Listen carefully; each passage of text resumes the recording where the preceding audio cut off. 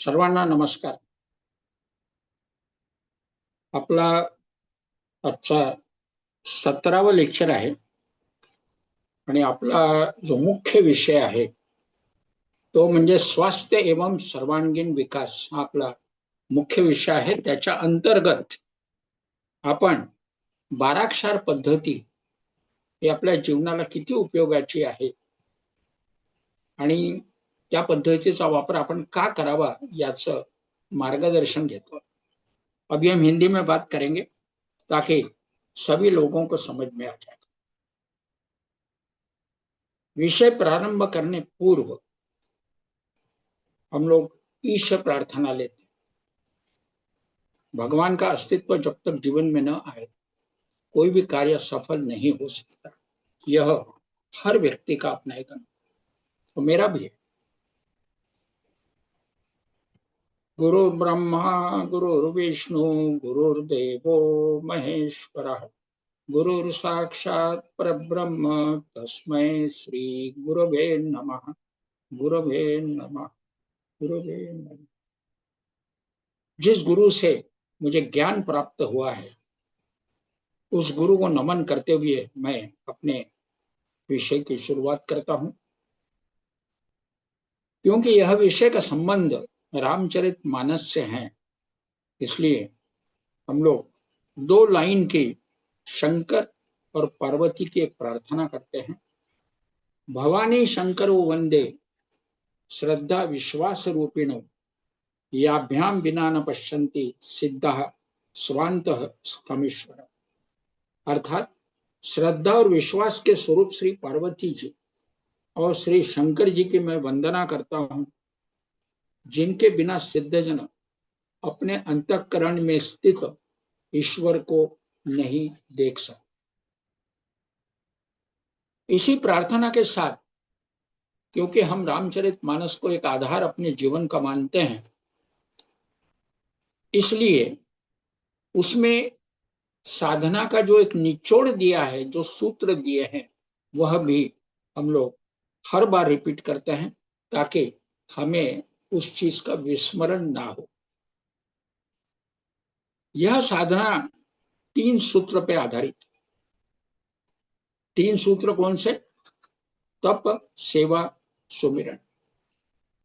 तप का संबंध खाना या न खाने से है, सेवा का संबंध देने से है और सुमिरन का संबंध भगवान से नाता जोड़ने से है. हमने एक टाइम टेबल भी आपको दिया, वह टाइम टेबल मैं हर बार रिपीट इसलिए भी करता हूं ताकि हमारे जीवन में वह लागू हो जाए. मैंने कहा आपने एक दिन किया, इससे काम नहीं बने.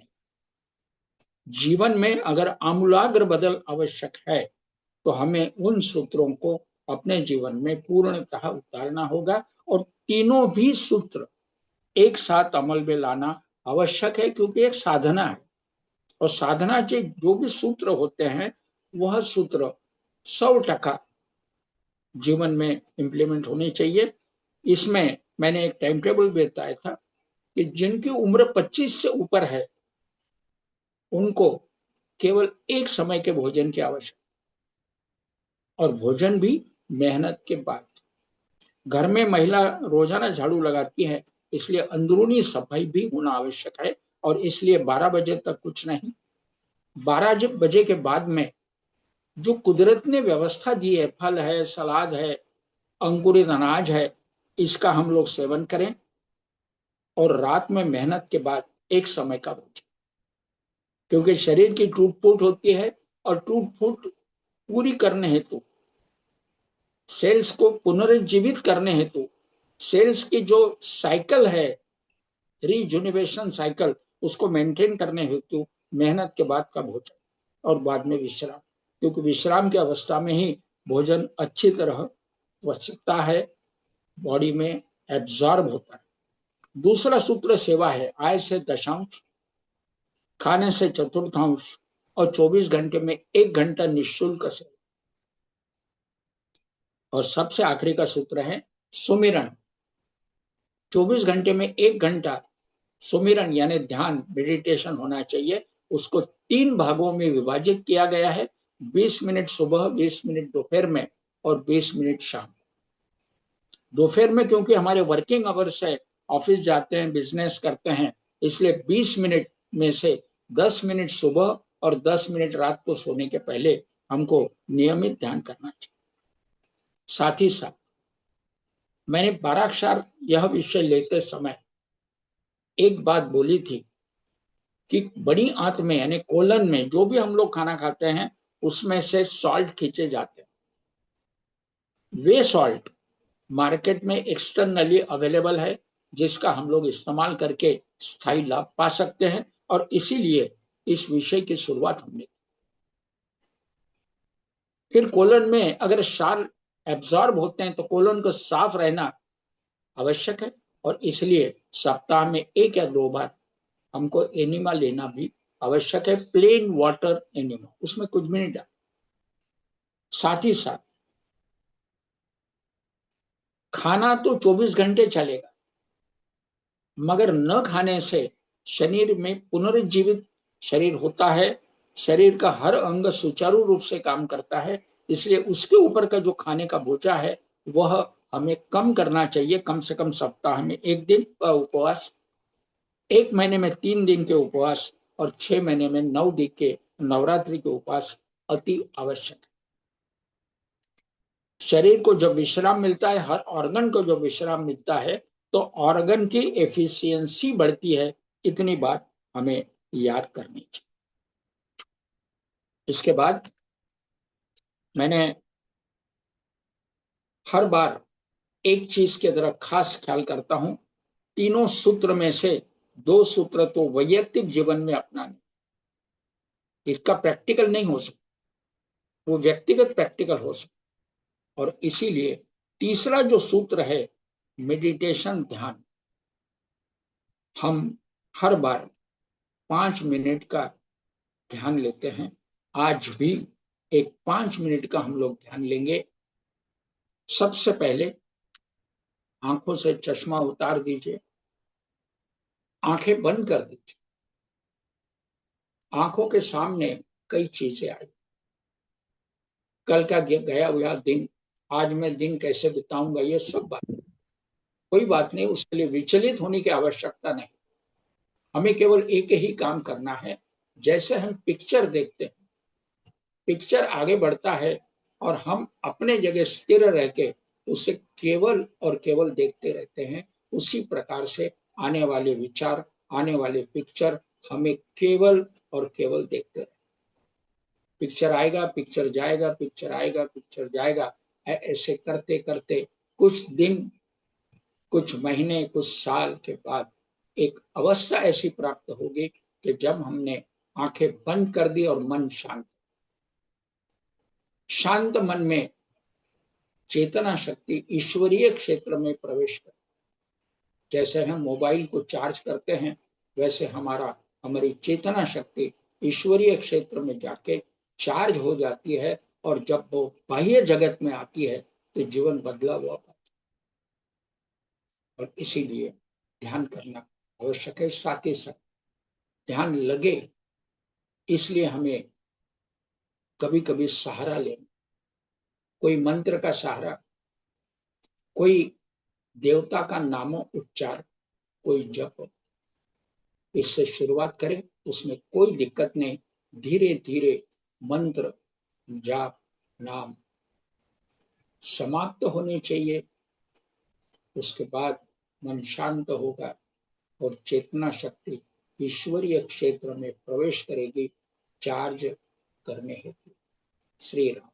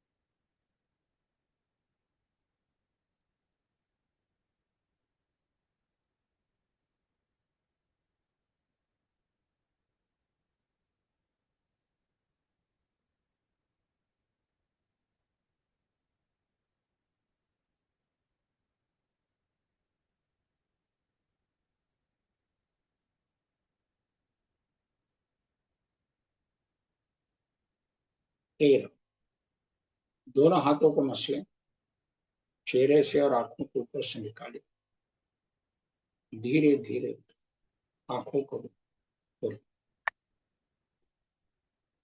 ध्यान के संबंध में एक अच्छी टिप मैं आपको आज देने जा रहा हूं। संभावना यह है कि कई लोगों को दिक्कत होती है, ध्यान लगता नहीं है, मन शांत होता नहीं। इसके लिए दो बातें आपको करनी। सांस के तरफ ख्याल रखना है। जब आप सांस अंदर लेते हो तो उच्चार करें त्वंग त्वंग, और जब सांस बाहर छोड़ते हैं तत्। ईश्वर आप ही हो। त्वंग तत्, त्वंग तत्। इस प्रकार से सांस के तरफ ख्याल रखने से भी धीरे धीरे मन निर्विचार होने। साथ ही साथ ध्यान लगने के समय कुछ सूचना आप स्वयं को दे सकते। स्वयं का सम्मोहित होना, यह भी उसको कहा जाता है। मन को केवल आपको यही सूचना देनी है कि मेरा मन धीरे धीरे धीरे शांत हो रहा है, मेरा मन धीरे धीरे निर्विचार हो रहा है, मेरा मन निर्विचार होकर शांत हो। यह भी सूचना आप अपने अंतर मन को देके जल्दी से जल्दी मन को शांत कर सकते। विचारों को रोकना नहीं, इतनी बात याद रखिए। कोई भी चीज रोकने से सफलता हासिल टेम्पररी हो सकती है, परमानेंट नहीं। तो मन से विचार निकल जाना सबसे इंपॉर्टेंट है। मन खाली विचारों से खाली हो नहीं सकता। मन का विचार स्वभाव है चंचलता, दौड़ते रहना, मगर विचार जो है, जो संस्कार के माध्यम से विचार आते हैं, उसको हम धीरे धीरे कम करके कुछ महीने कुछ साल के बाद समाप्त कर सकते हैं। तो इस प्रकार से आप ध्यान में सहायक जो मैंने आपको सूचना दी है उसका अमल कर सकते हैं। अभी हम अपने मूल विषय की तरफ जाएंगे। 12 अक्षर पद्धति, मैंने शुरू से ही कहा है कि 12 अक्षर क्योंकि बड़ी आंत में खाने में से खींचे जाते हैं, अगर वो खिंचाव सही ना हो या खाने में क्षारों की कमी हो तो क्षारों की कमतरता या इम्बैलेंस शरीर में पैदा होता है और इसीलिए अलग अलग प्रकार की व्याधियां शरीर को जुड़ती। इसलिए एनिमा का सहारा। उसके बाद जो भी सॉल्ट मार्केट में अवेलेबल है, 12 के 12 अवेलेबल है। हर बार मैं जो सॉल्ट लेता हूं उसका प्रयोग भी कर सकते हैं। लोकल लेवल पे आपके नजदीकी डॉक्टर से सलाह भी ले सकते हैं, उसमें कोई दिक्कत। हमने आज तक करीबन 7 प्रकार के सॉल्ट लिए। Calcarea floor, Calcarea FOSS, ferrum FOSS, काली मूर, मैकफॉस, काली फॉस और नेट्रम फॉस, ऐसे 7 प्रकार के सॉल्ट हमने लिए। इसी श्रृंखला के तहत अगला एक सॉल्ट आएगा काली सल्फ। मैं काली सल्फ इसलिए लेना चाहता हूं, इसके पहले मैंने जिक्र किया है, शरीर में कहीं भी इंफेक्शन हो तो प्राइमरी इंफेक्शन के लिए फेरम फॉस, सेकेंडरी इंफेक्शन के लिए काली मूर और थर्ड ग्रेड इंफेक्शन के लिए काली सल्फ, जो आज मैं ले। तो ये ग्रुप बना, फेरम फॉस, काली मूर और काली सल्फ। ये क्रॉनिक इंफेक्शन के एक ग्रुप हो। काली सल्फ के बाद फिर हम आगे बढ़ने वाले हैं नेट्रम सल्फ करके दवा है सॉल्ट। उसके बाद में लेंगे, पहले काली सल्फ हम लोग समझ लेते हैं। हमने 5 फॉस्फेट्स को पूरा समझ लिया। 5 फॉस्फेट्स, जिसमें Calcarea FOSS, ferrum FOSS, Mag Phos, kali phos और नेट्रम, ये 5 फॉस्फेट्स। अभी सल्फेट्स पे हम लोग आ रहे आज। सल्फेट 3 प्रकार के होते हैं। पहला काली सल्फ, दूसरा नेट्रम सल्फ और तीसरा है कल्केरिया सल्फ। 3 सल्फेट्स। तो 3 सल्फेट्स में से हम लोग 2 सल्फेट पे आज रोशनी डालने की कोशिश करें।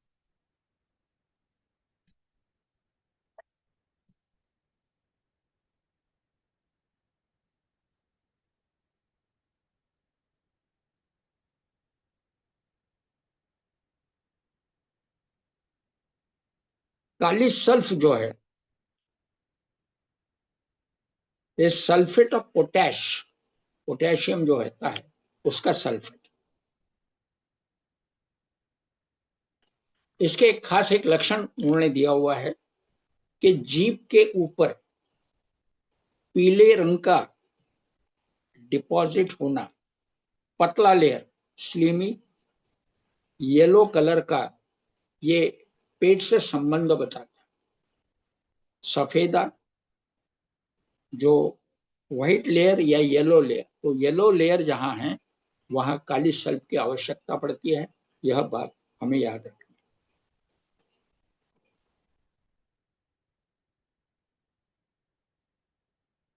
ब्लड में भी ये सॉल्ट पाया जाता है, काली सल्फ। उसके बाद में इसमें जो खास इन्होंने जो लक्षण दिए हैं काली सल्फ के, फीलिंग ऑफ हेवीनेस, जड़त्व लगना, वियरीनेस, वर्टिगो, वर्टिगो आप लोग जानते हो, चिलीनेस, ठंडी लगना, पल्पिटेशन, फियर यानी डर लगना, टूथ एक, दांत का दर्द, headache, pains in the limbs, joints में दर्द होना।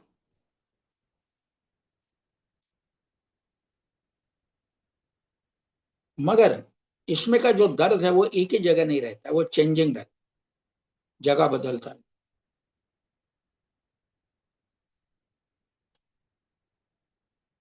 ऐसा जो भी पेशेंट होता है उसको ओपन एयर में अच्छा लगता है, क्लोज रूम में उसको अच्छा नहीं लगता।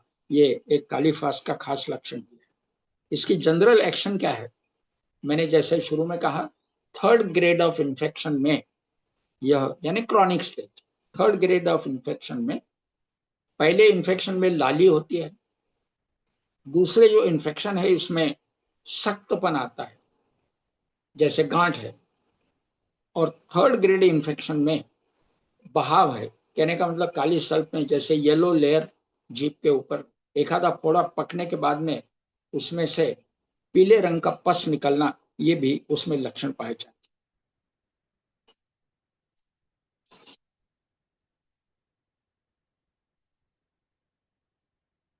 उसके बाद हम लोग इसके खास ऑर्गन वाइज क्या लक्षण है, क्या परिणाम है, ये समझने की कोशिश करें। मेंटल सिम्टम, मेंटल सिम्टम में एंजाइटी यानी चिंता करने वाला व्यक्ति, वो भी खास कर शाम के वक्त, इरिटेबल, बड़ा क्षण में गर्म होने वाला, डरने वाला और हर काम में जल्दबाजी करने वाला, ऐसे व्यक्ति इसके खास एक लक्षण दिए हैं। मेंटल लेवल पे हमने कालीफास लिया है जो खास काम करता है। काली सल्फ जो है एक गौण है मेंटल लेवल पे, उसके कुछ मिनिमम उन्होंने लक्षण। हेड एंड स्काल, इसमें वर्टिगो, वर्टिगो की शिकायत में भी यह काम करता है। उसके बाद बालों के ऊपर इसके खास एक लक्षण दिया है, फॉलिंग ऑफ हेयर्स, बालों का झड़ना। बालों के झड़ने में काली सल्फ ये अच्छी भूमिका निभाए। मगर यह मानना नहीं है कि बाल झड़ने के ऊपर काली सल्फ ही काम करेगा, यह नहीं मानना, एक लक्षण उन्होंने दिए। बाकी लक्षण के साथ जब ये लक्षण आता है तब इसको इस्तेमाल किया जा सकता है। Dandruff and scald head, dandruff, जिनके बालों में डैंड्रफ होता है उसमें खास मैंने अनुभव किया है कि काली सल्फ अच्छा काम करता है। और बाल झड़ के हमारे जैसे प्लेटफॉर्म बन जाए, तो उसके लिए उन्होंने एक लक्षण दिया है, मगर डैंड्रफ पे उसका खास असर। डैंड्रफ में कई बार जो है गीलापन हो, तो उसमें भी सुखाने का काम भी आता है। उसके बाद आंखें, कंजक्टिवाइटिस, आंखों का इंफेक्शन, मैंने इसका इस्तेमाल बहुत जगह किया है। जैसे आंखें आती है, कंजक्टिवाइटिस जिसको बोलते हैं, आंखें में लाल होना, चिपड़ होना पीले रंग का, आंखें मिचमिचाना, सूरज की रोशनी सहन न होना, इसमें फेरमफास, काली मूर और काली सल्फ, ये 3 सॉल्ट बहुत ही अच्छा इफेक्ट डालते हैं। अगर किसी की आंखें आती है, शिकायत होती है, तो दिन में 3 बार 5-5 मिनट की गैप से फेरमफास, 5 मिनट के बाद काली मूर 6x और 5 मिनट के बाद काली सल्फ 6x, ये तीनों भी 6x पावर में हम लोग 5 मिनट गैप से दिन में 2 बार या 3 बार इस्तेमाल कर सकते हैं। सो कंजक्टिवाइटिस पे बहुत अच्छा असर आपको मिलेगा। उसके बाद कान, डेफनेस, कई बार ऐसा होता है कुछ लोगों के कान फूटते हैं, जख्म होती है, जैसे कुछ लोग काड़ी घुमाते हैं अंदर, लोहे की या लकड़ी, उससे क्या होता है, जख्म होती है। कई बार जख्म में कहीं थोड़ा पानी लग जाए, सेप्टिक हो जाती है, पस निकलता है, हम लोग उसको बोलते हैं कान फूटना। तो उसमें भी फेरमफास, काली मूर और काली सल्फ, ये तीनों भी इन्फेक्शन कवर करने हेतु बहुत ही लाजवाब सिद्ध हो। और कई बार ऐसा होता है कि सेप्टिक कंडीशन से भी डेफनेस यानी बहरापन, अगर ये कारण है तो काली सल्फ निश्चित मदद। कानों में दर्द होना, तो कानों का दर्द भी यही कारण हो तो निश्चित है कानों का दर्द भी इससे खत्म हो सकता। उसके बाद नाक, जैसे इसमें एक खास लक्षण दिया मैंने, गए टाइम भी आपको काली फास का जिक्र किया था, शायद नहीं किया हो तो मैं दोबारा कहना चाहूंगा। कई लोगों को सुगंध या दुर्गंध का एहसास ही नहीं होता, उसमें काली फास भी काम करता है और काली सल्फ भी काम करता है। स्मेल लॉस्ट, स्मेल जो आती है अच्छी या बुरी, अगर यह प्रक्रिया लूज हो गई, हमने गंवा दी, हमें कोई भी स्मेल सही नहीं आ पाता है, या तो काली सल्फ हेल्प करे। वैसे ही नाकों में इचिंग होना, इचिंग हमेशा ड्राइनेस से भी होता है, कभी कभी सेप्टिक कंडीशन से भी होता है, या कभी कभी ये होता है कोई जख्म हो जाए और जख्म बैठने लगे तब भी इचिंग होता है, क्योंकि जो गीलापन है वो खत्म हो गया, ड्राइनेस बढ़ गया। तो ये खास इसमें नाक के ऊपर भी कुछ खास मैंने लक्षण आपको बताए। उसके बाद फेस, चेहरे के ऊपर इसका गौण असर है, कम है, आप जब स्वयं पढ़ेंगे तो आपको लक्षण मालूम पड़ेगा। माउथ, लोअर लिप, जैसे कुछ लोगों को क्या होता है, ये जो ओंठ होते हैं, तो नीचे का ओंठ अगर सूज जाए तो इसके ऊपर काली सल्फ का खास ऐसे असर माना गया है। ड्राइनेस, सूखापन, ड्राइनेस, कभी कभी कुछ लोगों के लिप्स के ऊपर क्रैक्स आते, वो कारण ड्राइनेस से भी होता है। कई बार हम लोग कोकोनट ऑयल का इस्तेमाल उस पर करते हैं, पेट में से अगर काली सल्फ दिया जाए और ऊपर से अगर कोकोनट ऑयल लगाया जाए तो निश्चित फायदा ज्यादा हो।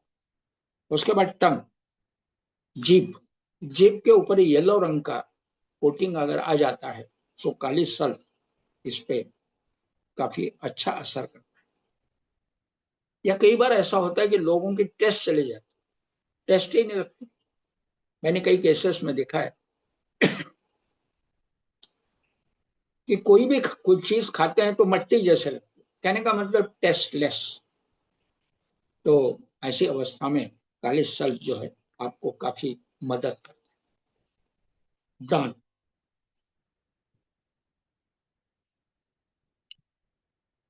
दांतों में इसका गौण असर है, मगर फिर भी दांतों का दर्द, गर्म परिस्थिति में, जैसे गर्म पानी पिया और दांतों में दर्द आया और ठंडे पानी से आपको अच्छा लगा, तो काली सल्फ ये लाजवाब काम करेगी। हालांकि बातें अनुभव में उल्टी आती है, ठंडक से दांतों में दर्द आता, और इसीलिए एडवर्टाइजमेंट टीवी पे चलती भी है। मगर इसमें एक लक्षण दिया है कि गर्मी से दांतों में दर्द होना और ठंडे पानी से अच्छा लगना, तो काली सल्फ आपको इस चीज में मदद करता है। थ्रोट ड्राइनेस, इसमें भी ड्राइनेस का लक्षण दिया हुआ है। Mucus, tonsil, swollen. अभी जैसे कुछ बच्चों में टॉन्सिल्स आते हैं, टॉन्सिल्स में सूजन आती है, रेडनेस आता है, निगलने में तकलीफ होती है, तो दर्द होता है, बुखार। ये टॉन्सिल्स में खास बच्चों के संबंध में लक्षण। हालांकि ये भी मैंने देखा है कि टॉन्सिल्स बड़ों को भी होते हैं, जरूर नहीं कि छोटे बच्चों को ही होते, मगर टॉन्सिल्स को अगर हमको टॉन्सिल्स से मुक्ति पानी है तो इसमें पहला सॉल्ट है फेरमपस, दूसरा है काली मूठ और तीसरा है कालीस। ये तीनों का अगर हम इस्तेमाल करते हैं तो टॉन्सिल्स के जो भी लाली है, दर्द है, बुखार है, यह छूट जाए। उसके बाद गैस्ट्रिक सिम्टम्स। गैस्ट्रिक सिम्टम में indigestion with sensation of pressure. अभी जो मैंने जैसे कहा कि yellow layer on the tongue, yellow layer on the tongue का मतलब पेट से है, आपका हाजमा बिगड़ चुका, यह उसका लक्षण। उसके सिवा जीभ के ऊपर सफेदा आ नहीं सकता। मैंने गए टाइम भी उदाहरण आपको दिया था कि उपवास में जीभ के ऊपर सफेद लेयर आ, क्योंकि पेट के विकार जीभ के माध्यम से बाहर, और इसीलिए पेट का लक्षण यानी पेट आपका सही काम नहीं कर रहा है तो जीभ ये आईना है, ये आईना आपको बताता है कि आपका हाजमा सही है, कॉशियस। तो इसमें भी इसका खास लक्षण। दूसरी बात, एक बड़ा इंपॉर्टेंट इसका एक लक्षण है जॉन्डिस, पीलिया।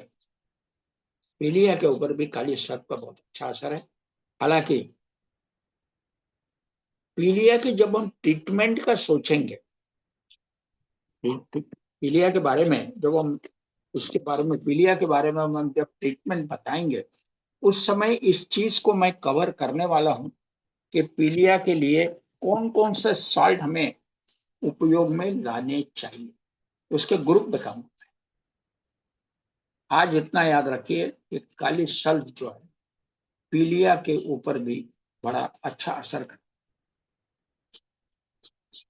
उसके बाद एब्डोमिनल स्टूल, टट्टी, पेट और टट्टी, येलो रंग की और वाटरी जिनको स्टूल होती है, डायरिया टाइप होता है और जीभ के ऊपर पीले रंग का लेयर आता है, तो ये लक्षण है काली सल्फ के। जो काली सल्फ इसमें आपको काफी मदद कर सकता है। हैबिचुअल कॉन्स्टिपेशन, जिन लोगों को एक आदत पेट साफ न होने की, जिसको एक आदत बोल सकते हैं इसलिए उसको हैबिचुअल कॉन्स्टिट्यूशन बोला, ऐसे लोगों को भी काली सल्फ जो है मदद करता है। पेन इन रेक्टम, रेक्टम में अगर दर्द है, एनस में अगर दर्द है, जब टट्टी पास होती है तो कई लोगों को एनएस में भी दर्द होता है, pain in rectum and anus during stool, तो ऐसी अवस्था में भी आपको काली सल्फ मदद कर सकती। कई लोगों को शिकायत होती है हेमोराइड्स की, पाइल्स, और उसमें इचिंग होता है, खुजलाहट, तो काली सल्फ उसके लिए लाजवाब सिद्ध हुई है। ईचिंग इन एनस।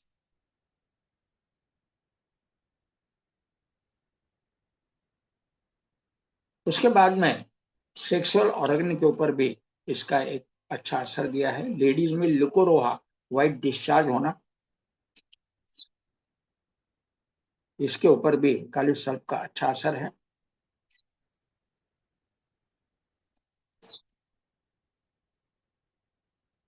पेशाब की जगह पे जलन होना, बर्निंग, लेडीज में भी या जेंट्स में भी, तो काली सल्फ इसमें आपको मदद कर सकता है। यूरिनरी ऑर्गन, यूरिनेशन पेनफुल, अगर बार बार पेशाब लगती है और पेनफुल होता है तो काली सल्फ आपको थर्ड ग्रेड ऑफ इंफेक्शन करने से मदद। उसके बाद में रेस्पिरेटरी सिस्टम, कफ का अगर जमावड़ा ज्यादा हो जाए, जैसे कुछ लोगों को अस्थमा की शिकायत, अस्थमा में भी फेरमफास, काली मूर और काली सल्फ, इन तीन चीजों से काफी राहत मिलती है। और ये मैंने देखा है। अस्थमा के संबंध में एक बात मैं आपको बताना चाहूंगा। अस्थमा के संबंध में गलत फहमियां बहुत है। पहले जमाने में अस्थमा को बुढ़ापे का की बीमारी मानी जाती थी, मगर आज उल्टा हुआ है। बच्चा पैदा होने के बाद में उसमें अस्थमेटिक लक्षण आए हैं, इसलिए भी ट्रीटमेंट की जाए। पहले जमाने में अस्थमा को इनक्यूरेबल माना जाता, यह ला इलाज बीमारी है ऐसे मानना था। मैं भी बचपन में यही मानता था, मगर यह सारा असर गलत है, 100% गलत है। मेरे यहाँ कुछ छोटे बच्चे भी आते हैं जिनको अस्थमेटिक बोला गया है और जिनको सर्दी रोकने के लिए और कफ कम करने के लिए स्प्रे दिया जाता। हालांकि ये चीज मैं पसंद नहीं करता हूं, और मैंने ऐसे कई केसेस में बच्चों में जो अस्थमेटिक शिकायत है, कई बच्चों में कई अस्थमेटिक केसेस को मैंने हैंडल किया हूं, जिसमें आपको काली सल्फ भी बहुत फायदेमंद है। हालांकि अगला सॉल्ट हम लोग जो लेने वाले हैं नेट्रम सल्फ, यह भी मददगार सिद्ध हो। ये कैसे मैं आगे लूंगा, तो आपको इतना ही याद रखना है कि अस्थमा भी क्यूरेबल है। मैं छोटे बच्चों के कई बच्चों में अस्थमा से उनको मुक्ति दिलाई हूं। बार बार कफ की शिकायत, बार बार बुखार आना, स्कूल से छुट्टी लेना पड़ना, अब पढ़ाई में मन न लगना, ये सब लक्षण उनमें थे। आज वो बच्चे काफी तंदुरुस्त है और कुछ ज्यादा समय नहीं लगता है। मैंने देखा है कि 12 अक्षर पद्धति में ये सॉल्ट बहुत ही अच्छा काम, अस्थमा से आपको निश्चित मुक्ति दिलाते। अगर किसी के घर में बच्चों को या किसी व्यक्ति को अगर अस्थमा की शिकायत हो तो आप मुझसे व्यक्तिगत संपर्क भी कर सकते हैं, आपको मैं बहुत अच्छी तरह से गाइड करूंगा। अक्सर कफ की शिकायत रात में होती है, खांसी आना वगैरह, तो इवनिंग या रात में कफ की शिकायत होती है, इसमें भी यह अच्छा काम करता है। निमोनिया, निमोनिया में भी इसका अच्छा असर है। Mucus slips back and in generally solid, एक लक्षण इसमें दिया हुआ है कि अक्सर क्या होता है कि कफ गले में आता है और बाहर निकलने के जगह पर निकला जाता है, ये उसका खास लक्षण दिया है काली सल्फ। सो काली सल्फ से कफ फेंकने में आपको सहायता होगी। उसके बाद में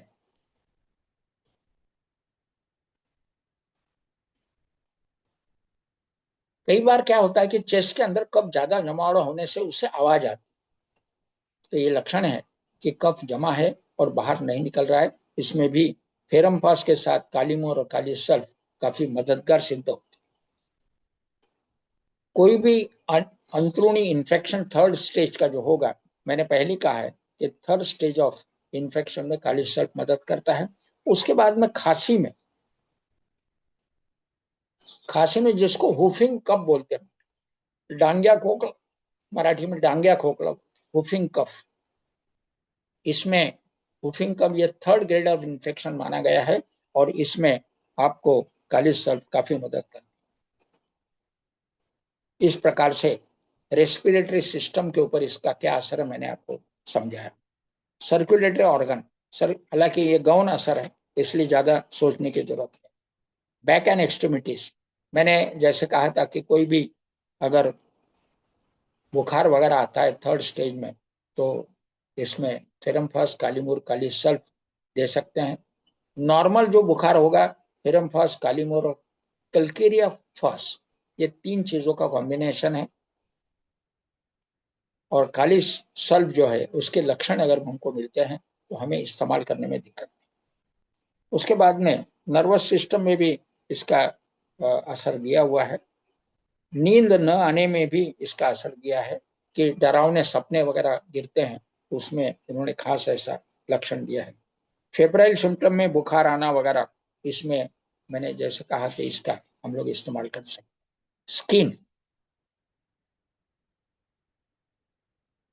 स्किन के ऊपर अभी जैसे ग्रीनिश या येलो कलर का स्किन लगना, अभी अक्सर आप देखते हैं कि भाई जहां भी जॉन्डिस होता है, पीलिया होता है, स्किन का कलर चेंज होता है, नाखून का कलर चेंज होता है, आंखों का कलर चेंज होता है, पीलापन आता है। तो जहां पे ऐसे प्रकार का पीलापन हो वहां काली सर्प बहुत अच्छा असर करेगा। एक्जिमा, ये जो स्किन डिसीज है उसमें भी इसका असर है। स्किन में ड्राइनेस आना, उसके बाद में बर्निंग, ईचिंग, पॉपुलर इरप्शंस, इसमें भी इसका असर है। नाखून, पीठ का पीलापन अगर जॉन्डिस के कारण आता है तो इसका असर आपको अच्छा मिलेगा। पहले जमाने में स्मॉल पॉक्स बहुत होते थे, तो स्मॉल पॉक्स में इसका असर उन्होंने बताया। हालांकि ये क्रॉनिक स्टेज है, इसमें हम इंडिविजुअल अकेले में इसमें हाथ नहीं डाल। Tissues, the grand characteristics are the evening aggravation, इसमें ये जो भी कुछ लक्षण है विकारों के, ये इस काली सल्फ में इवनिंग के समय ज्यादा बढ़ जाए, इसमें खास एक लक्षण है। और राहत कब मिलती है?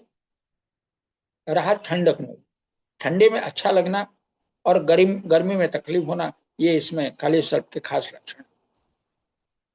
और इसलिए गर्म रूम में ऐसे पेशेंट को तकलीफ, और वो ठंडक में जाता है तो उसको अच्छा लगता है। और नेट्रम सल्फ में उसमें उल्टा है, जब हम नेट्रम सल्फ लेंगे ना, नेट्रम सल्फ में एग्जैक्टली उल्टा है। नेट्रम सल्फ में ठंडी ज्यादा लगती है। उसके बाद में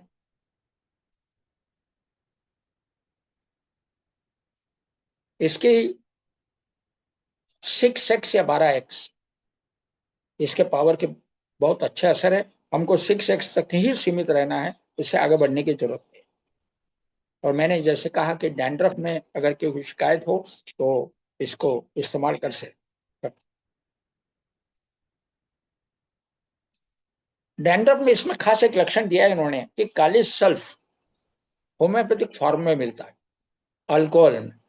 तो kali sulph mother tincture, kali sulph capital Q यानी मदर टिंचर, अगर मदर टिंचर हम लोग लाते हैं और एक थोड़े तेल में एक 5 बूंद डाल दिए, एक मान के चलो एक 2 चम्मच तेल, और उसमें एक 4-5 बूंद डाल दिए, तो एक्सटर्नली डैंड्रफ में लगाने में भी काम में आता है। इससे डैंड्रफ पे अच्छा असर मिलता है। इसमें खास लिखा है कि आप डैंड्रफ में इसका इस्तेमाल कर सकते हो।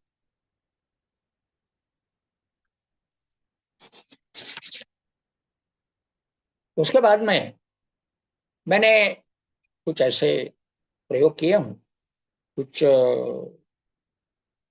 लेडीज में या कुछ लड़कियों में मासिक में ब्लीडिंग बहुत ज्यादा रेट, तो इसमें हमने फेरमफास, कालीमूर और काली सल्फ, इसका मैंने इस्तेमाल करके देखा है।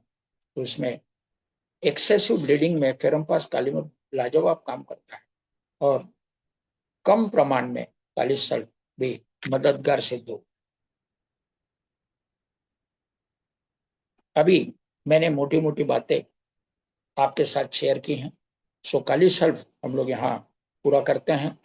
और उसके बाद में अभी हम लोग नेक्स्ट जो सॉल्ट है, सल्फेट, जिसका नाम है नेट्रम सल्फ, नेट्रम सल्फ के ऊपर अब हम लोग रोशनी डालेंगे।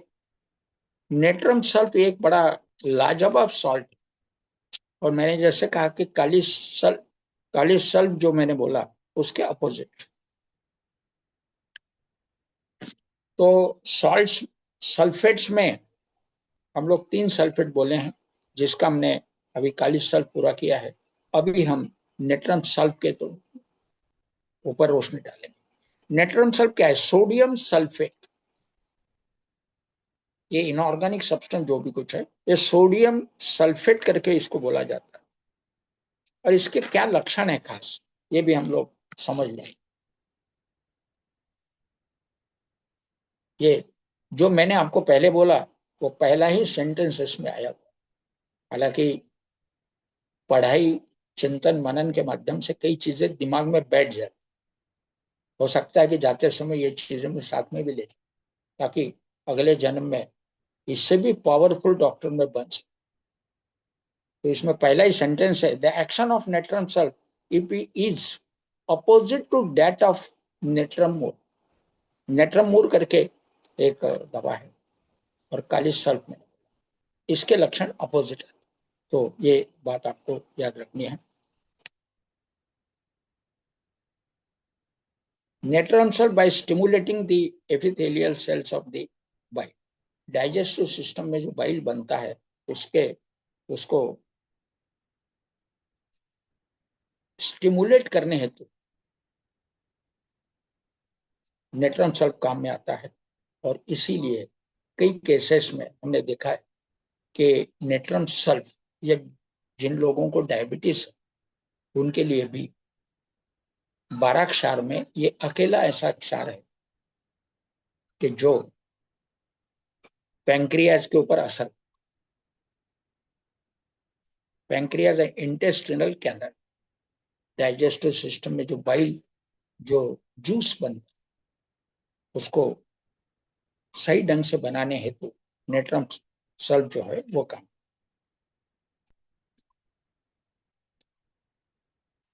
कुछ लोगों में सेंसरी सिस्टम जो है वो डल होती, उसको स्टिमुलेट करना जरूर होता है, जैसे ब्लैडर है, तो इसमें नेट्रम सल्फ जो है स्टिमुलेशन के लिए काम में। मोटर नर्व्स, मैंने जैसे बोला कि ब्रेन से एंटायर बॉडी के ऊपर कंट्रोल होता है, जिसको हम लोग मोटर एक्शन बोलते हैं। मोटर नर्व्स होती हैं जिसके माध्यम से ऑर्गन को कंट्रोल किया जाता है। और इसमें नेट्रम सल्फ काम करता है। साथ ही साथ यूरिनेशन प्रॉब्लम में इनवॉलेंटरी यूरिनेशन, कोई कंट्रोल नहीं रहता है और पेशाब हो जाती है, इसमें भी नेट्रम सल्फ काम करता है। और खास बात यह है कि बॉडी में जो वाटर लेवल है, नेट्रम सल्फ इसको बैलेंस कर। वाटर लेवल अगर बढ़ जाए तो पेशाब लगना, टट्टी में डायरिया टाइप होना, ये लक्षण है। तो बॉडी के वाटर लेवल मेंटेन करने हेतु भी नेट्रल सल्फ काम करता है और मोटर एक्शन के ऊपर भी इसका अच्छा असर दिया। उसके बाद मैंने आपको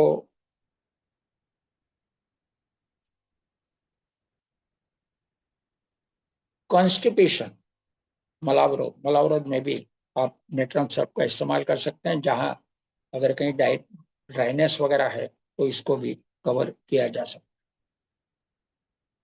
जनरल एक्शन इसकी क्या है? It excites the secretion of the intestines and stimulates the activity of the intestinal glands, liver and pancreas. जो इन सिस्टम के अंदर जो ग्लैंड्स है वो ग्लैंड्स को भी स्टिमुलेट करता है, और इसलिए पैंक्रियाज जो ग्रंथि है उसको भी स्टिमुलेशन का एक्शन मिलती है, लिवर को भी वो स्टिमुलेट। हाँ, एक खास और एक लक्षण है मलेरिया। जब हम डिसीज पे बात करेंगे, जैसे बुखार आना, बुखार भी कई प्रकार के, और मोटी मोटी बातें हम लोग लेंगे भविष्य में। तो बुखार में मलेरियल फीवर, मलेरिया जो अक्सर हम लोग बोलते हैं कि भाई मच्छर काटने से मलेरिया होता है, और मलेरिया के खास एक लक्षण है कि ऑल्टरनेट डे बुखार आता है, रोजाना नहीं आता। रोजाना आने वाला एक तो सिंपल फीवर रहेगा, रोजाना आने वाला एक तो फ्लू रहेगा, और नियम से आने वाला बुखार, नियम से दोपहर में 3 बजे बुखार चढ़ेगा, 4 बजे उतर जाए, इसको हम लोग टाइफाइड। तो ये जब हम बुखार के लक्षण लेंगे उस समय ये चीजों का जिक्र करेंगे। हालांकि ये ओरिजिनल बुखार के लक्षण है। आजकल शारीरिक घटना इतनी बदल चुकी है, उसके कई कारण हैं, मैं उसका जिक्र यहां नहीं करूंगा, उसके कई कारण।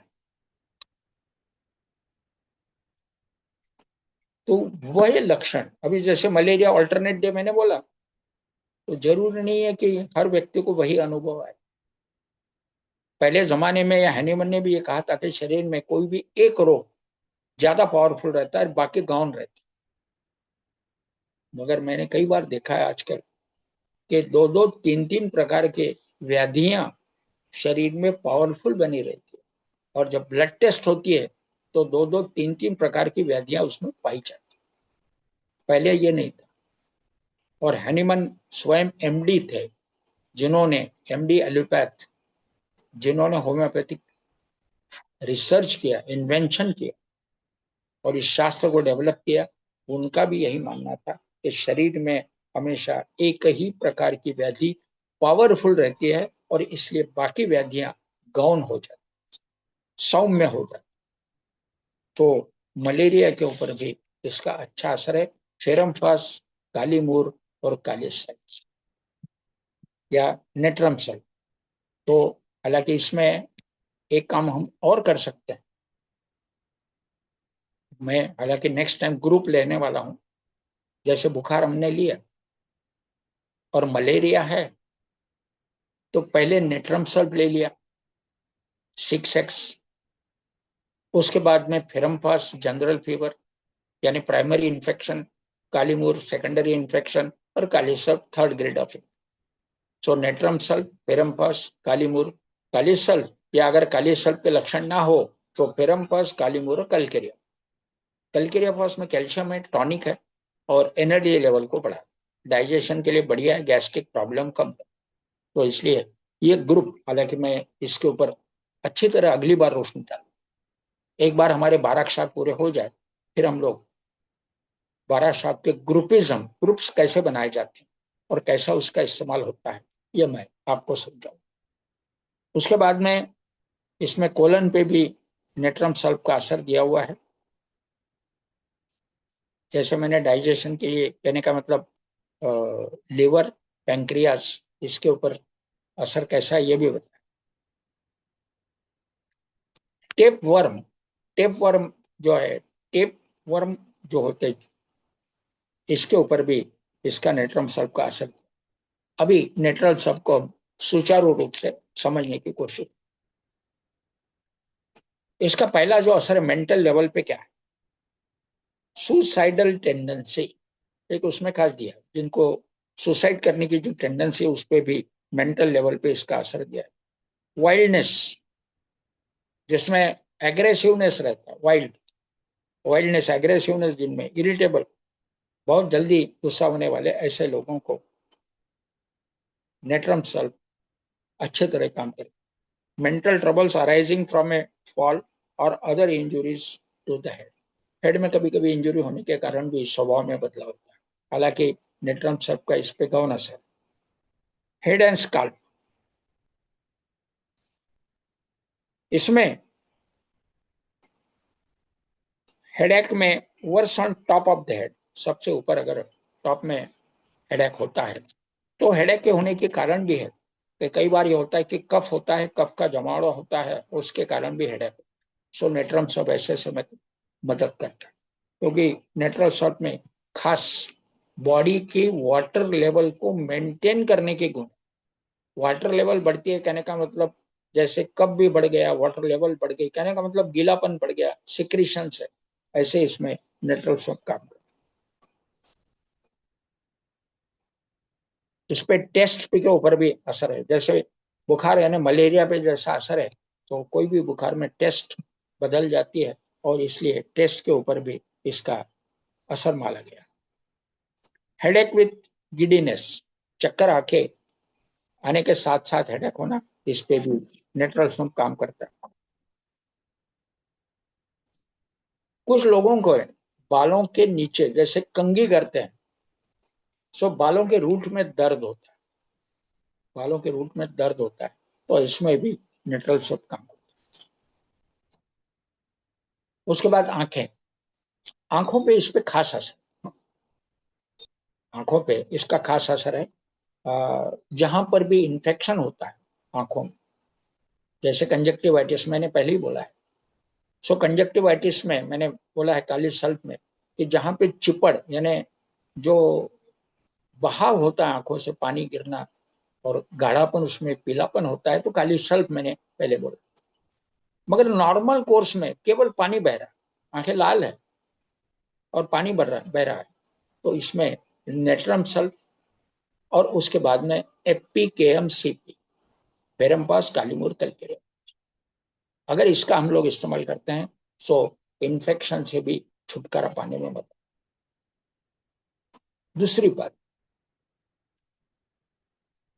कई बार ऐसा होता है कि जिन लोगों की कफ प्रवृत्ति ज्यादा है, कफ प्रवृत्ति ज्यादा है, इनके आईसाइट के ऊपर भी असर होता है, रोशनी बच्चों में भी होता है। तो मैंने पाया है, मैं आंखों की रोशनी बढ़ाने के लिए भी काफी लोगों को हेल्प किया। बच्चों में, छोटे बच्चों में जब चश्मा लग जाता है, अगर नंबर बहुत कम है, शुरुआत है, तो हम चश्मे का नंबर कम करके चश्मा छूटने के लिए भी मार्गदर्शन करते, जिसमें यह नेट्रम सल्फ का भी एक रोल याद रहे। हालांकि जब मैं ग्रुप लूंगा कि चश्मे का नंबर कम करने के लिए क्या कर सकते, कौन से सॉल्ट का हमको इस्तेमाल करना है, तो इसमें नेट्रल सल्फ भी आपको याद रखें। तो अगली बार ग्रुप में मैं उसको सम्मिलित करूँ। उसके बाद में ईयर एक, कानों में दर्द होना, जैसे मैंने कहा कि इन्फेक्शन या पस के कारण या बहाव के कारण पानी अगर निकल रहा है कान से, तो उसमें जैसे रिंग बज रही है ऐसे आवाज आना, बेल बज रही है टन टन ऐसे आवाज आना, इसमें भी, और कानों में दर्द, इसमें नेट्रम सब काम करता है। नोज में भी इसका हालांकि गौन असर है, मगर फिर भी जैसे नाक बंद होना, कफ जमा होना, इसमें भी नेट्रम सब बहुत बढ़िया काम करता है। फेस, जॉन्डिस में जैसे पीलापन चेहरे पे आना, आंखों में आना, तो इसमें भी नेट्रम सब काम करता है। माउथ, जैसे जीभ के ऊपर मैंने बोला कि भी सफेद आना, इसमें भी इसका असर मिल जाता है। टंग, टंग में ड्राइनेस, डर्टी डर्टी लगना, इसके ऊपर इसका असर मिलेगा। दांत, टूथ, दांतों पे इस पर हालांकि गौन असर है मगर असर है। ब्लिस्टर्स ऑन गम्स, अभी जैसे ब्लिस्टर का मतलब जो अगर मोटे मोटे शब्द में अल्सर बोल सकते, जीभ के ऊपर फोड़िया, इस पे नेट्रल शब्द का।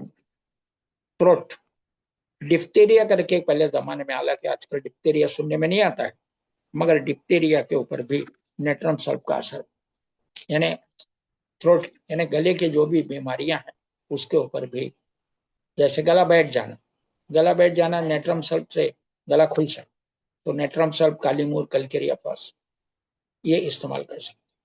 जैसे कई लोगों को खांसी आती है, खांसी में भी नेट्रम सल्फ, पेरम्पास, काली मूर, ये भी इस्तेमाल कर सकते हैं। अक्सर मैं देखता हूं कि नेट्रम सल्फ, काली मूर, कलकेरिया पास, ये क्योंकि ये सेकेंडरी इन्फेक्शन है, प्राइमरी में बुखार लाली ये है तो पेरम्पास, तो ये 4 साल्ट अगर हम इस्तेमाल करते हैं, नेट्रम सल्फ, पेरम्पास, कालीमूर, कलकेरिया पास, तो निश्चित है थ्रोट के कई इन्फेक्शन या खांसी ये इसमें काफी राहत देती।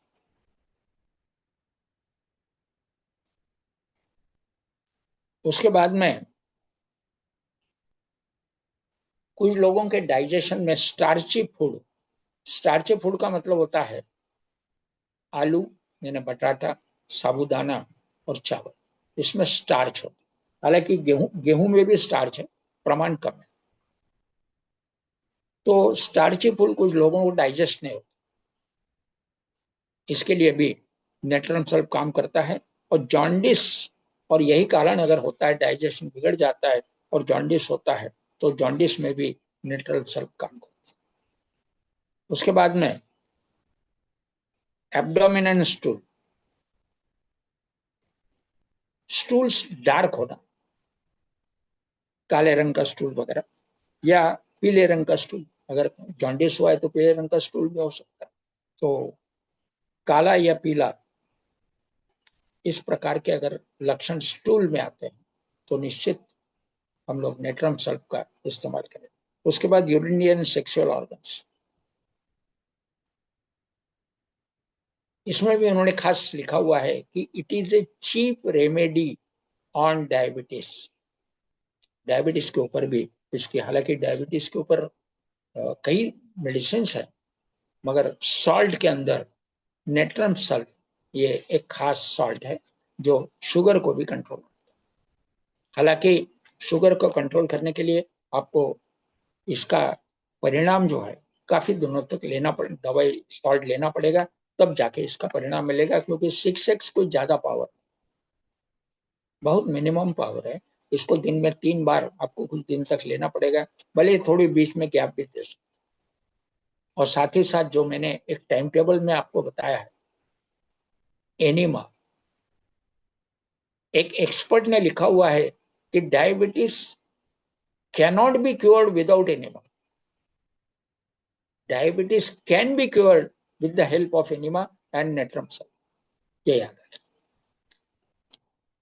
इचिंग ऑफ जेनिटल्स, कई बार पेशाब के मार्ग में इचिंग होना, इसमें भी नेट्रम सल्फ अच्छा काम करता है।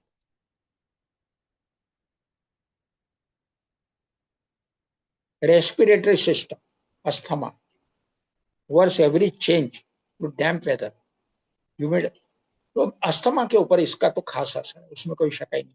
मैंने कई बच्चों के एस्थमा में अस्थमा जो है सुधारा हूँ, रिजल्ट बहुत अच्छे मिलते हैं, और रेस्पिरेटरी सिस्टम पूरी क्लियर हो गया।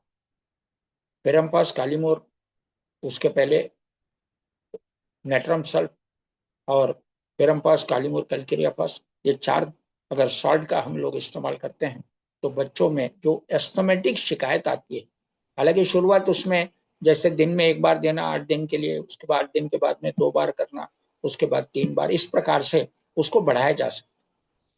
स्टेप बाय स्टेप, अस्थमा में स्टेप बाय स्टेप जाना जरूरी, क्योंकि एस्थमेटिक जब अटैक आता है, कहने का मतलब बुखार आना या कफ निकलना, कफ ज्यादा अगर बच्चों में हो जाए तो उल्टी हो जाती है, ये सब जो लक्षण है, इसको धीरे धीरे कंट्रोल, तो अस्थमेटिक कंडीशन में हमने देखा है, जैसे ब्रोंकाइटिस, निमोनिया, इसमें भी इस्तेमाल होता है। मगर एक बात हमेशा याद रखिए, जान है तो जहान है, और इसलिए पहले जो सिविरिटी है, खास बच्चों में, हालांकि बड़ों बड़ों के बारे में भी केयरफुल रहना चाहिए, मगर बड़े सहन कर सकते हैं, छोटे बच्चों में सहनशीलता कम होती है, इसलिए पहले सिविरिटी कम। सॉल्ट जो है ये रोजमर्रा के जीवन के खाने की चीज है, एक प्रकार से मान के चलो,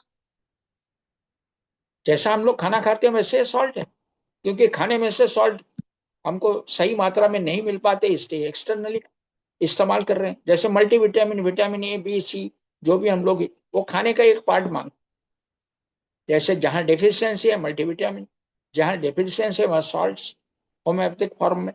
तो कहने का मतलब, हमको रेस्पिरेटरी सिस्टम में भी राहत लेने के हेतु नेट्रम सल्फ का खास रोल, मगर स्टेप बाय स्टेप चल, खांसी कम होगी, रेस्पिरेटरी में जो तकलीफ है वो कम होगी, नाक अगर बंद हो गया तो उसमें भी राहत मिलेगी, कुल मिला ये काफी फायदेमंद चीज।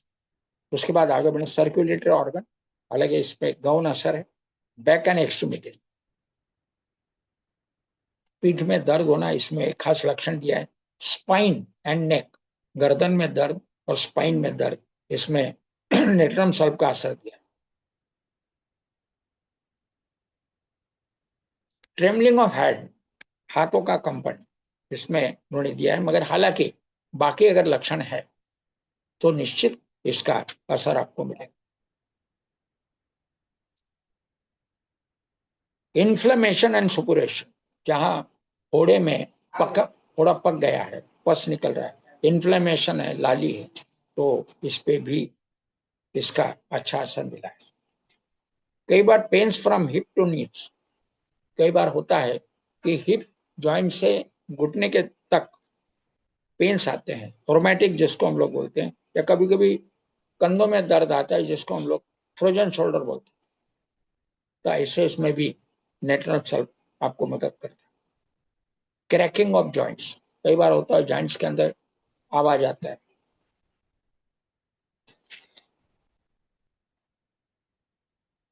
आर्थराइटिस, जिसको घुटने में तकलीफ है, आर्थराइटिस, इस पे भी नेट्रम सल्फ का रोल हमको दिखता है। नर्वस सिस्टम पे भी असर है, गौन असर है। उसके बाद में स्लिप, ड्राउजीनेस, केवल ड्राउजीनेस आता, नींद नहीं आती, मगर उसके कारण अगर कहीं जैसे रेस्पिरेटरी सिस्टम अफेक्टेड है तो निश्चित नेट्रम सल्फ से नींद आने में काफी मदद। फेब्राइल सिम्टम, जैसे ठंडी लगकर बुखार आना, जिसमें natrum sulph, ferrum phos, kali mur, calcarea phos, ये हम लोग ग्रुप में अगर बच्चों को देते हैं तो बुखार होता है, पक्का है। उसके बाद में स्किन, एक्जिमा, जैसे कुछ लोगों के एक्जिमा की शिकायत है, उसके अंदर भी आपका नेट्रम सल्फ का असर है। हालांकि कोई भी, मैंने जैसे शुरू में कहा है, अभी भी दोहराता हूँ कि किसी एक्सपर्ट से थोड़ी दोस्ती कर लो, सीखने की कोशिश करो, जानकारी लो, और इसी के माध्यम से आप भी उसमें एक्सपर्ट हो सकते। और इसीलिए ये सॉल्ट का इस्तेमाल करते समय किताबों का पढ़ना, कानों से सुनना, किसी की सलाह लेना, ये अति आवश्यक। हमको कोई भी चीज का अगर अध्ययन करना है तो आंखें, कान और बुद्धि तीनों को के दरवाजे खुले रखने पड़ते, तभी जाके कोई भी चीज का अध्ययन हो सकता।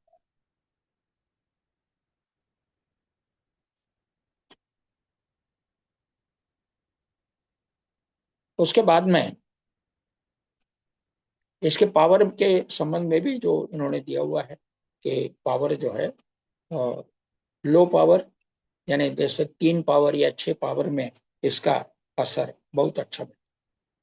अभी मैंने इसमें मोटी मोटी बातें कवर की। दो हमने सल्फेट्स लिए हैं, अभी केवल एक सल्फेट बाकी है, अभी समय है अपने पास, उस सल्फेट को भी हम निपट लेते हैं। कलकेरिया सल्फ करके एक सॉल्ट, कलकेरिया सल्फ, इसको भी, क्योंकि कलकेरिया सल्फ का इस्तेमाल अक्सर कम होता है, नहीं होता ऐसा भी नहीं है, मगर कम होता है। रोजमर्रा की जिंदगी में उसकी कोई खास ऐसी आवश्यकता नहीं पड़ती। किस अवस्था में आवश्यकता पड़ती है, ये मैं अभी आपको समझाते समय बोल दूं।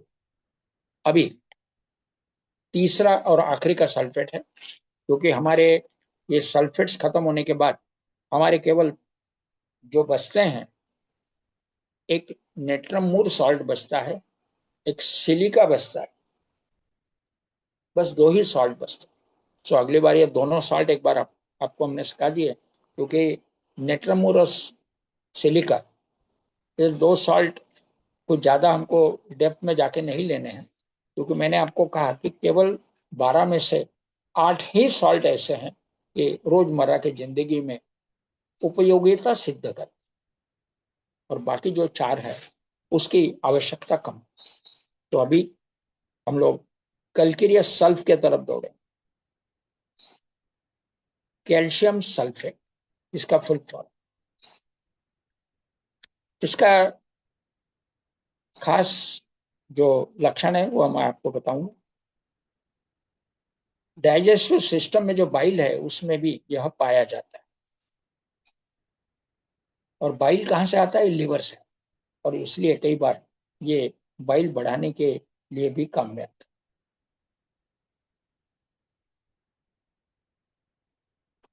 रेड ब्लड कॉर्पुस्कल्स, यानी ब्लड में जो रेडनेस है उसको, उसमें भी यह सॉल्ट पाया जाता है।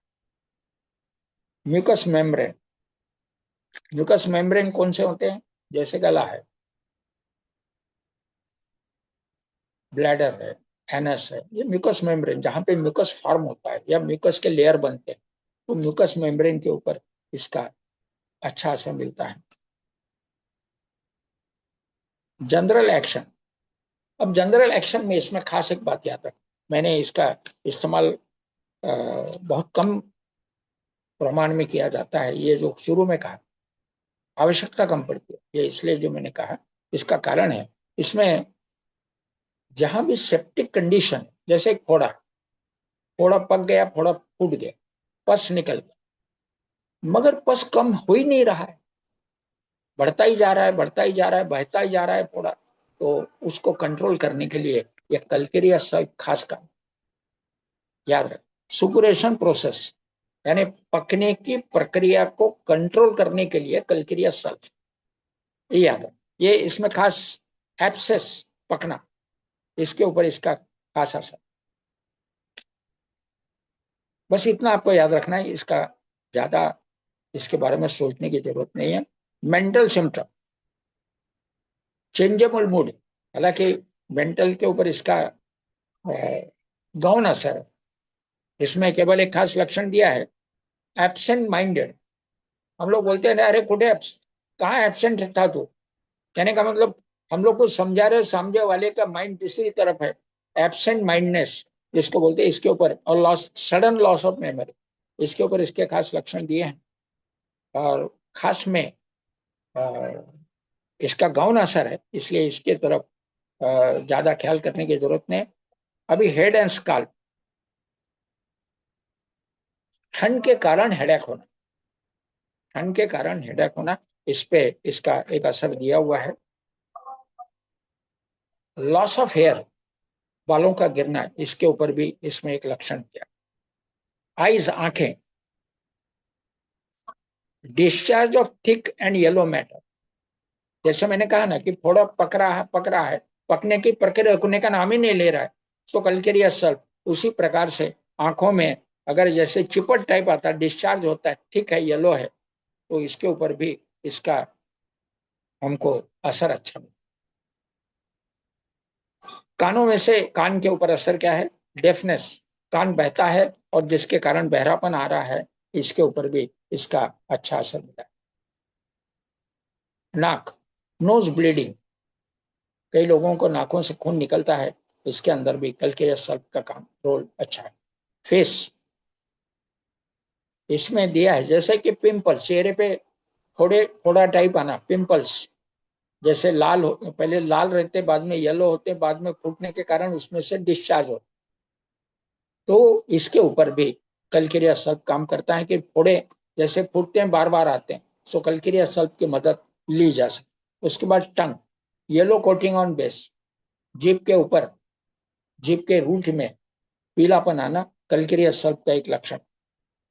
गम बॉइल्स, गम्स जो होते हैं दांत जिसमें फिक्स कराते हैं, जो जिसको गम बोलते हैं, वो गम में कोई फोड़ा आना, अल्सर टाइप होना, फोड़ा पिकना, उसमें से पस निकलना, सो कल्केरिया सल्फ उसको कंट्रोल लाने में काफी सहायक है। जैसे कुछ लोगों में पायरिया होता है, पायरिया में पस निकलता ही रहता है, सो कल्केरिया सल्फ ऐसे लोगों के लिए मददगार सिद्ध हो। थ्रोट, गले में, गले में अगर कहीं जैसे अल्सर्स हुए हैं, अल्सर्स में कुछ बहाव है, सेप्टिक कंडीशंस है थ्रोट के अंदर, तो कल्केरिया सल्फ का सहारा लिया जा सकता है। जैसे फेरमफॉस, काली मूर, कल्केरिया सल्फ, ऐसे भी कॉम्बिनेशन इस्तेमाल किए जा सकते। नौशिया विद वर्टिगो, कोई भी चीज का नौशिया होना या वर्टिगो, इसके लिए भी कल्केरिया सल्फ का एक गौण असर है, मगर इफेक्ट मिलता। Abdomen and stool, dysentery, dysentery में भी इसका असर नहीं। पेनलेस एब्सेस, जैसे एनएस में कोई फोड़ा हुआ है, कुछ लोगों को मैंने देखा है, कुछ ऐसे वर्स्ट कंडीशंस आती है, एनएस के अंदर भी सेप्टिक कंडीशंस रहती है, उसको भी कंट्रोल करने के लिए कल्केरिया सल्फ इस्तेमाल किया जा सकता। फिस्टुला, एनएस में फिस्टुला होता है, तो इसमें भी पेरमपास, काली मूर, काली सल्फ, और समय आने के ऊपर कल्केरिया सल्फ, काली सल्फ, ये दोनों का भी इस्तेमाल हो सकता। उसके बाद में प्रोलैप्स, एनस प्रोलैप्स होता है, यानी नीचे उतरता है, बाहर आता है, तो इसको भी कंट्रोल करने के लिए कल्केरिया सल्फ काम है। Urinary and sexual organs, urine में जैसे रेड यूरिन होना, यूरिनेशन में जो भी शिकायतें हैं उसको भी कंट्रोल। ईचिंग, मेंसेस इन मेंसेस, उसके बाद में लेडीज में भी स्वेलिंग और रेडनेस में यूरिनरी पाथ के ऊपर अगर होता है तो इसको हम लोग कलकिरिया सल्फ की मदद ले सकते। रेस्पिरेटरी सिस्टम में जैसे अस्थमेटिक, खांसी, हेक्टिक फीवर बोलते हैं, pneumonia, bronchitis, third stage of bronchitis, अगर ब्रोंकाइटिस की क्रॉनिक स्टेज हो जाती है तो कलकिरिया सल्फ इस्तेमाल किया जा सकता है। और इसको अगर कालीमूर के बाद इस्तेमाल करें जैसे पेरम्पास, कालीमूर और कलकिरिया सल्फ, तो ये ज्यादा फायदेमंद है। बच्चों में सीवियर कफ अगर है, चेस्ट में तकलीफ होती है, टट्टी में कुछ ग्रीननेस आता है, हरापन, तो ऐसे समय कलकिरिया सल्फ काम करे। सर्कुलेटरी ऑर्गन पे गौण असर है। Back and extremities, burning, itching of soles of feet, कुछ लोगों को सोल यानी पैर के तलवे में इचिंग भी होता है, बर्निंग भी होता है, इसमें भी इसका अच्छा असर माना गया। नर्वस सिस्टम, हालांकि इसमें गौण असर है मगर असर जरूर है। स्लीप, कई लोगों को विचारों के कारण नींद नहीं है, विचार चलते रहते हैं, तो ऐसे समय भी, या सपने दिखते हैं, ऐसे समय भी अगर हम कलकिरिया सल्फ इस्तेमाल करें तो नींद आने में काफी सहायक माना गया है। फेब्राइल सिम्टम, अभी जैसे बुखार आना, शाम के वक्त बुखार आना और ठंडी लग के बुखार आना, ऐसे इसमें भी कलकिरिया सल्फ काम करता है। Active fever caused by formation of pus with burning in soles, यानी कहीं भी जैसे फोड़ा हुआ है, सेप्टिक हुआ है, पस निकल रहा है, उसके कारण में भी बच्चों में, कई बार बच्चों बड़ों में भी बुखार आने की गुंजाइश होती है। ऐसे समय कलकिरिया सल्फ का इस्तेमाल किया जाता है। Skin, herpetic eruptions all over, Harpic आप जानते हो, कई लोगों ने सुना हुआ है, ऐसे इसमें भी कलकिरिया सल्फ का इस्तेमाल करके, या फोड़ा पक रहा है, बार बार फोड़े होते हैं, बार बार पकते हैं, ऐसे समय भी कलकिरिया सल्फ का इस्तेमाल करते हैं तो पकने की प्रक्रिया धीमी हो जाती, कम हो जाती है, और कई बार फोड़े बैठ जाते। उसके बाद में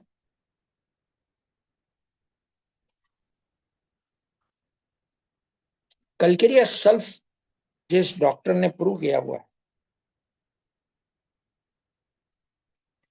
1873 में, डॉक्टर क्लैरेंस कॉनंट जिनका नाम है, जिन्होंने इस सॉल्ट का रिसर्च किया हुआ है, इन्वेंशन किया, तो ये इस प्रकार से ये सॉल्ट है। अभी एडमिनिस्ट्रेशन यानी इसका इस्तेमाल 6 पावर में बहुत अच्छा होता है, 6 या 12, 6 पावर में इस्तेमाल करने में कोई दिक्कत नहीं। उसके बाद में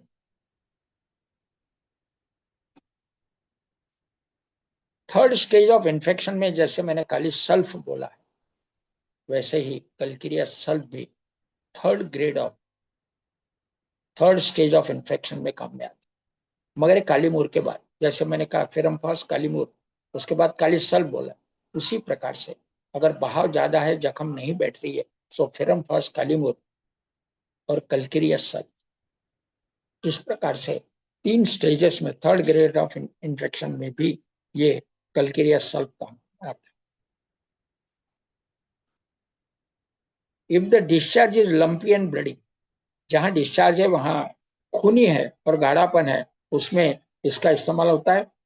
बट इफ येलो और म्यूकस, कालिश, और बहाव में अगर गाढ़ापन है और पीले रंग का है, सो कालिश सल्फ, और ये ब्लडी है यानी इसमें खून की मात्रा बढ़ी हुई है, वहां कलकिरिया सल्फ। कलकिरिया जो है खून को कंट्रोल कर, इसलिए कलकिरिया फ्लोर, कलकिरिया फॉस, कलकिरिया सल्फ, ये जो चीजें हैं ये खून बहने में मदद कर।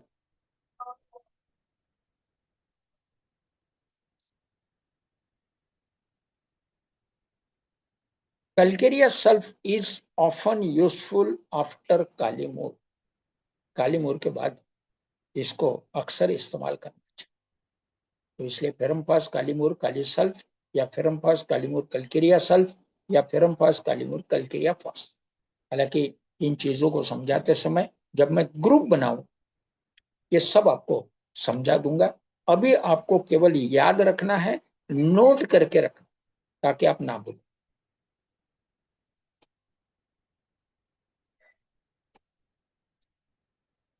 इसमें इन्होंने सोरेनम यानी सोरेसिस के ऊपर ट्यूबरक्यूलोसिस जिसको बोलते हैं, ऐसे इसमें भी कल्केरिया सल्फ का इस्तेमाल करने की सलाह दी। हालांकि ये बड़े क्रॉनिक डिसीज है, इसको घर में अपने बदौलत ट्रीट करना उचित नहीं, और इसलिए एक्सपर्ट्स ओपिनियन, और मैंने जैसे कहा जान है तो जहान, इसलिए पहले दुरुस्त होना और उसके बाद में खुद को मेंटेन करना, ये सूत्र याद है।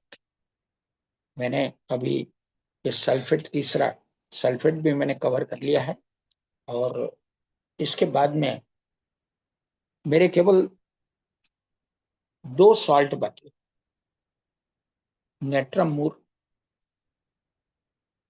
और सिलिका। थोड़ी मोटी मोटी जानकारी मैं आपको दे दूं। नेट्रम मूर जो है यह नमक में पाया जाता। नेट्रम मूर का मतलब नमक, और सिलिका मतलब होता है वॉल्यूम। मुझे एक घटना याद आती है, मैं आपके साथ शेयर करूंगा। जहां लोग नमक ज्यादा खाना पसंद करते हैं, वहां नेट्रम मूर से उनके शरीर के कई रोग दुरुस्त हो। एक मेरे गुरु ने एक मुझे घटना बताई थी। हैदराबाद में एक नाच गाने का अड्डा होता है, तो वहां की एक मुखिया लेडी होती है, उनका एक आदमी अकोला में भेजा जाता है, और वो हमारे गुरु से मिलते हैं, उनके गुरु से भी मिलते हैं, और कहते हैं कि आपको वहां आना है, हमारी एक नाच गाने वाली महिला नाचते नाचते गिर जाती, बेहोश हो जाती, आपको आना है। तो हमारे गुरु और उनके गुरु दोनों मिलके वहां हैदराबाद गए। उन्होंने जाने आने का किराया भी दिया। एक नाच उन्होंने अटेंड किया, और वाकई वो नाचते नाचते गिर गई, बेहोश हो गए। उसके बाद उनकी जो भी ट्रीटमेंट है उन्होंने की। नेक्स्ट डे मॉर्निंग में तो जो नाचने वाली महिला थी, ये दोनों के लिए चाय बना के लिया। 3 कप चाय ले, शक्कर अलग, दोनों के हाथ में 2 कप दिए और शक्कर साथ में दी। आपको कितनी लेनी है उतनी आप ले सकते। ये महिला ने अपनी भी शक्कर, अपनी भी चाय बना ली। उसके एक कटोरी में एक चम्मच था और कुछ पाउडर थी। वो पाउडर उसने उसमें डाली चाय में, और चाय घोल की चाय पी। अब इनकी उत्सुकता जागी, भाई आपने चाय में क्या डाला? उसने कहा नमक डाला। बोले क्यों? नहीं, मुझे नमक ही पसंद है, मुझे शक्कर बिल्कुल पसंद। तो हमारे गुरु के गुरु ने अपने चेले से पूछा, अरे बेटा दवाई कौन सी देना है? ने तुरंत जवाब दिया, नेट्रम मूर, नमक से बनी हुई दवा।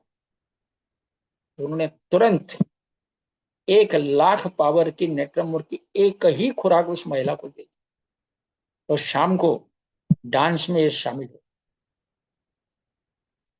पूरा डांस हुआ, वो महिला गिरी नहीं, बेहोश हुई नहीं।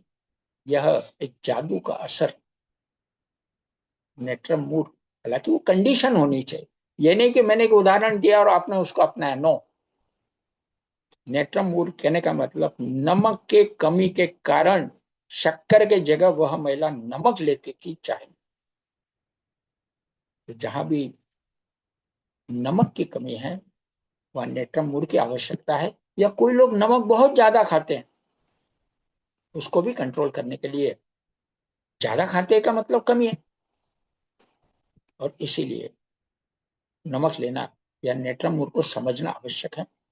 हालांकि गर्मी के मौसम में लू न लगे इसलिए कुछ लोग नेत्रम का इस्तेमाल करते हैं। मैं उसके ज्यादा फेवर में नहीं। हालांकि लू लगने के लिए जो भी मेरे जानकारी में इलाज है, मैंने शुरू में भी बताया है।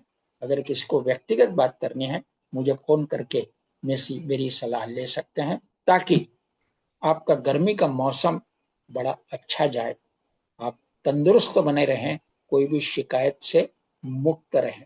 इतना कहते हुए मैं अपने लफ्ज को विराम देता हूँ। हरिओम।